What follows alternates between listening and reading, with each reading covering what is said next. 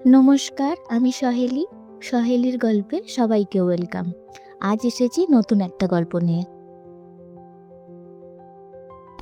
আজ একটা ছুটির দিন। আমার একটা ভাই আজ আইবুড়ো ভাত খাবে আমাদের বাড়িতে। আপনারা তাকে দেখেছেন ভাইফোঁটার ব্লগে। নিচে রান্না শুরু হয়ে গেছে, আর এই যে ভুতু এখানে বক্স জানলায় উঠে প্রাকৃতিক শোভা দেখছিল। আজ আবার একটা রাতে বিয়ে বাড়িও আছে। আমার আর অভির কলেজ ফ্রেন্ড গৌরবদা, তার রিসেপশন। সব কলেজ ফ্রেন্ডরাও আসবে, অনেক বছর পর দেখা হবে সবার সাথে। এদিকে মাংস প্রায় কমপ্লিট, গন্ধটা কিন্তু দারুণ বেরিয়েছে। বাবাই আর মা সব রান্নাই করেছে, আর আমি ছিলাম শুধু জোগাড়ে। এই যে মাংস নামানো হয়ে গেছে, মা কপিটা ভেজে রেখেছে কপির তরকারি করবে বলে, আর ডাল হচ্ছিল এদিকে। আর আগেই দই কাতলা চাটনি এগুলো হয়েই গেছিল। ফুচাই সেই এসেছে আমাদের যখন ফ্ল্যাটের গৃহপ্রবেশ হয় তখন, তারপর আর আসেনি। চিনতে পারবে কিনা তাই ও আসছে খবর পেয়ে নিচে দাঁড়িয়েছিলাম। ফোনে বলেছে ও র্যাপিডো করে আসছে, বেশিক্ষণ তো রাস্তা নয়, এক্ষুনি পৌঁছে যাবে। ওই যে বলতে বলতেই এসে পড়েছে। বেলা অনেকই হয়েছে, তাই ওরা একটু গল্প করুক, আমরা এদিকে খাবারটা সাজিয়ে ফেলি। আইবুড়ো ভাত বলে কথা। আজ মেনুতে ছিল ভাত, সবজি, ডাল, আলু ভাজা, বেগুন ভাজা, কপি আলুর তরকারি, দই কাতলা, চিকেন কারি, স্যালাড, আমের চাটনি, রসগোল্লা, পান্তুয়া আর মিষ্টি দই। সাজানো হয়েই গেছে।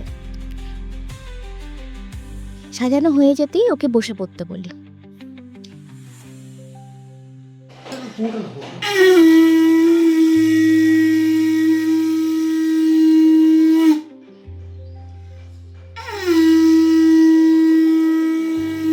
প্রথমে মা একটু ওকে খাইয়ে দেয়, তারপর আমি একটু খাইয়ে দিই, আশীর্বাদ করি।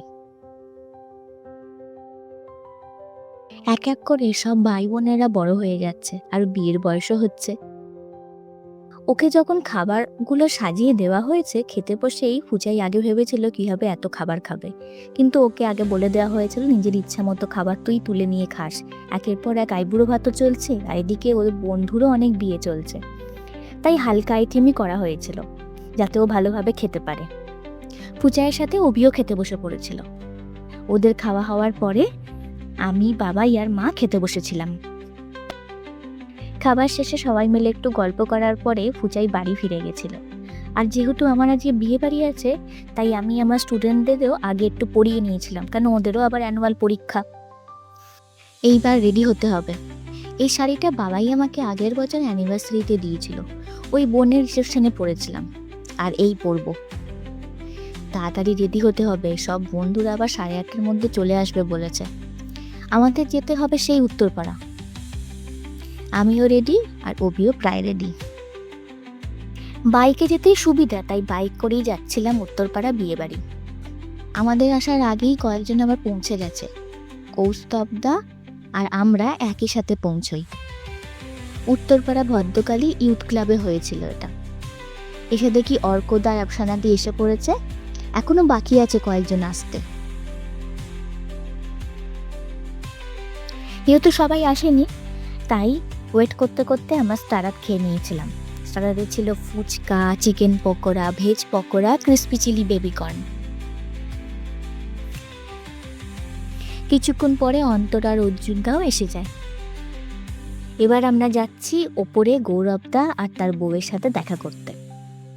জায়গাটা কিন্তু বেশ সুন্দর, সামনে বড় একটা মাঠও আছে, বেশ খোলামেলা ছিল লজটা। আমাদের এই গ্রুপটা কলেজের সিনিয়র জুনিয়র মিলিয়েই ছিল। এই গ্রুপে আরও আছে কয়েকজন যারা আসতে পারেনি নানা কারণে। অনেক বছর পর দেখা হলো সবার সাথে। এই হলো গৌরবদা আর গৌরবদার বউ। অনেক দিন পর দেখা, তাই একটা গ্রুপ ফটো তো তুলতেই হবে।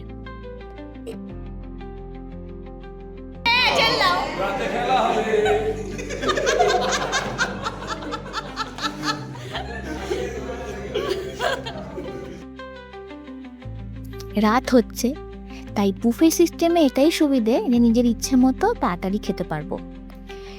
মেনুতে অনেক কিছু ছিল জানেন, রুমালি রুটি, ডাল মাখানি, পোলাও, মটন, চাটনি, ফিশ ফ্রাই, মিষ্টি।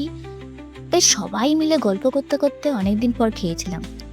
সেই কলেজ টাইমের কথা মনে পড়ে যাচ্ছে, যখন টিফিন শেয়ার করে খাওয়া হতো। প্রায় 11টা বাজে, এখন ফিরছি আমরা। সবাই থাকে ওই উত্তরপাড়ার আশেপাশেই, কিন্তু আমরা আর আফসানাদি থাকে এইদিকে। আফসানাদির বাড়ি শ্যাওড়াফুলি, অনেকটাই যেতে হবে, তাই অর্জুনদা এসেছিল আফসানাদিকে বাড়ি পৌঁছে দিতে। এই কয়েকটা ঘন্টা বেশ মজায় কাটিয়েছিলাম অনেক দিন পর।